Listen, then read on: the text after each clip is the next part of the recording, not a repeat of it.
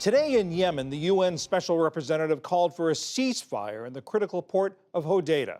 For 3.5 years, a Saudi-led coalition with U.S. support has waged war against Houthi rebels in Yemen. The UN says 10,000 people have been killed, but admits it stopped counting years ago because a reliable count simply isn't possible. As Nick Schifrin reports, the charity Save the Children has released a shocking new number: 85,000 children killed. The NewsHour has reported often from Yemen and highlighted the plight of young Yemeni children, so many of whom are isolated, besieged, and starving. And a warning, the images we're going to show you during this segment are hard to watch. But this is the reality of this war. And to talk about the astonishing, the horrifying number of children killed, I turn to Greg Ramm, the Vice President of Save the Children's Humanitarian Response. Greg Ramm, thank you very much. This number that you've put out is not based on death certificates. It's based on an analysis. How do you get to 85,000? Save the Children has worked for years and years in humanitarian crises around the world. We know what happens when children suffer from severe acute malnutrition and it's left untreated. Their bodies waste away, their organs fail. They either starve to death, or when disease strikes them, diarrhea, other disease, their bodies can't resist because their immune systems have collapsed. So we know the numbers. The calculus is very clear. If you have a certain number of children with severe acute malnutrition, it's left untreated, a certain percentage will die. And it's based on those calculations and the understanding of the crisis in Yemen that has led us to this conclusion. Did any of the conditions that lead to those medical crises exist before the war began? Sure. So Yemen has always suffered from poverty, but the health clinics functioned, the economy functioned. Even where there's poverty, parents find a way to scrape enough food together to keep their children alive.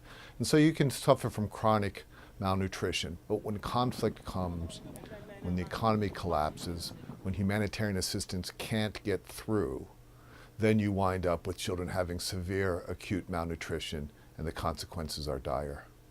You just mentioned humanitarian assistance not getting through, and in your latest report you write that because of the fighting, food that used to take 1 week to arrive now takes 3 weeks to arrive. Does that mean that conditions will continue to just get worse? Circumstances are certainly getting worse. The port of Hodeidah and the city of Hodeidah is being bombed. Other parts of the country are in conflict from the civil war. It makes getting humanitarian assistance through very, very difficult. Where assistance gets through, more is needed. But with so many millions of people in need of humanitarian assistance, so much more needs to be done, both to efforts to stop the conflict itself, so that, and also to allow unfettered access to humanitarian assistance to everybody in need. You just mentioned Hodeidah, the port where the majority of assistance arrives into Yemen. And in recent days, the U.S., the Saudi-led coalition, and the Houthi rebels have all talked about a ceasefire in Hodeidah. But you're actually seeing more violence in Hodeidah in recent days? So in recent days, there's been an uptick in fighting. Very often that can happen just on the eve of a ceasefire. So we continue to hold out hope for a ceasefire. We continue to call on all parties to the conflict to put down their arms and to find a diplomatic solution to the crisis. Without a ceasefire, it is very, very difficult to get the assistance that children so desperately need. You just mentioned a ceasefire. A ceasefire is exactly what the U.S. is calling for right now. How important is it right now to get a political solution to this war? Well, any conflict, that is the solution. Military victory rarely comes in a situation like this. This has been a protracted civil war. I can't imagine any other solution other than a political solution. But if the conflict continues, and it continues in this protracted state year after year, we will continue to see tens of thousands of children die. So in that sense, is further famine preventable? Famine is preventable even in conflict if all the parties allow humanitarian assistance to get through. Children are not parties to the conflict. Children do not need to suffer. So even in times of war, if international humanitarian law is respected, if the parties to the conflict allow that assistance to get through, famine can be prevented. If not, if food is used as a weapon of war, then all bets are off and children will die. Here in the U.S., there's a lot of blame on the Houthi rebels who are backed by Iran. But at the same time, are you also seeing humanitarian assistance being blocked by all sides? There is challenges on it throughout Yemen. Part of that is simply due to the conflict, but part of that also is due to administrative complications, just the process of moving food or other assistance or keeping health clinics open and running.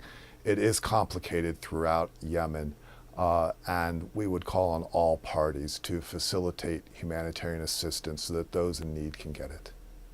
This challenge is so large and these images so horrifying. What would you say to one of our viewers who wants to help but doesn't know how? Well, the two things that are most important, one is that there are Save the Children and other agencies are on the ground. We are providing health care. We are helping keep clinics open. We are providing food. We are working with families and communities to protect children from harm. We are working to keep schools open where we can so that children continue to learn. More help is needed, and Save the Children and other agencies would welcome that support. The second is that the world must call on the warring parties. Pressure must be put so that a ceasefire can take place and so that peace can be negotiated. Greg Ramm with Save the Children, thank you very much. Thank you for your time.